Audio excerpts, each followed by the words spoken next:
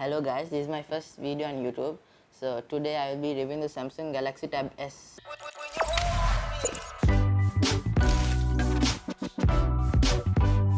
So in the Samsung Galaxy Tab S, it comes in 8.4 inch and a 10.5 inch screen. So in a tab, the most important thing is the screen. So the display is really good in the Samsung Galaxy Tab S. Actually, you can't see any pixels in it, like it's so sharp and it's really nice. So the resolution of the tab is 2560 by 1600 pixels, but it's not only the 10.5, it is also in the 8.4 version. So it's super bright and super sharp, and the contrast is really good. So in every Samsung device they use the Super AMOLED technology. So in this also they have used that. So in the Super AMOLED displays there's no backlight, and which makes the device more slimmer. Because it doesn't have a backlight, it's only 0.26 inches thick.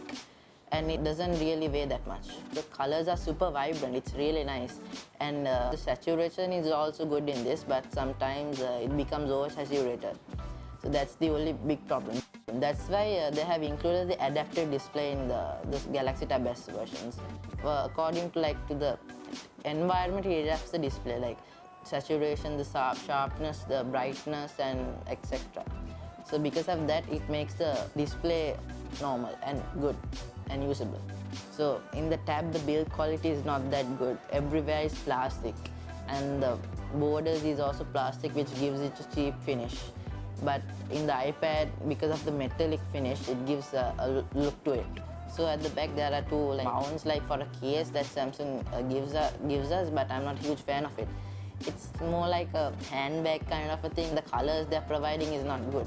Oh, and I forgot. So Galaxy Tab S comes in white and bronze version. So I have the white part.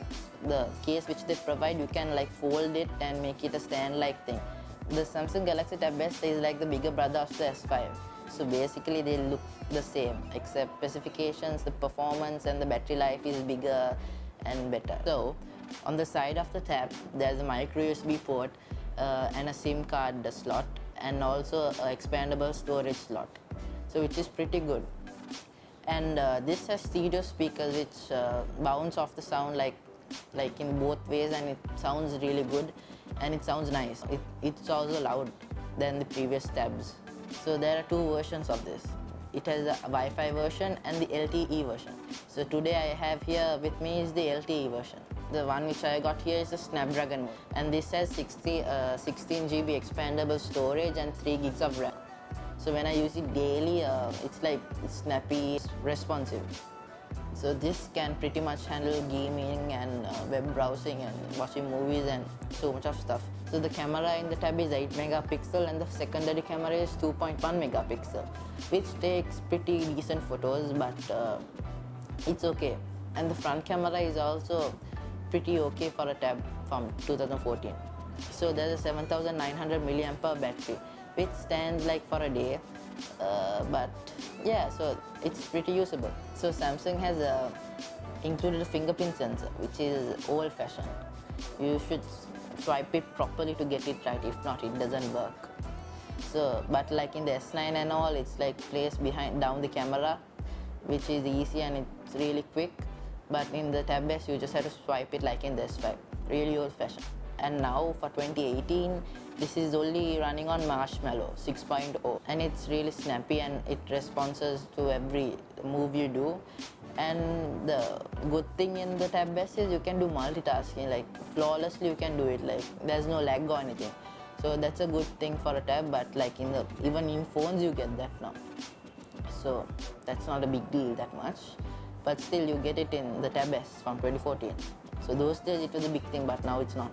What to do? But I personally like the 10.5 inch model because it's big and the display is more and the battery is also more in it. But in the 8.4 model you can put it in the pocket. It barely fits my pocket. So, but still it's small. So because of that I like the 10.5 model more. So talking about the price of this tab, you can get it for about $200-300, a brand new one. Which is good, which is in a good price range. It has all the specifications 3 GB RAM, and fingerprint, camera is good, IR blaster.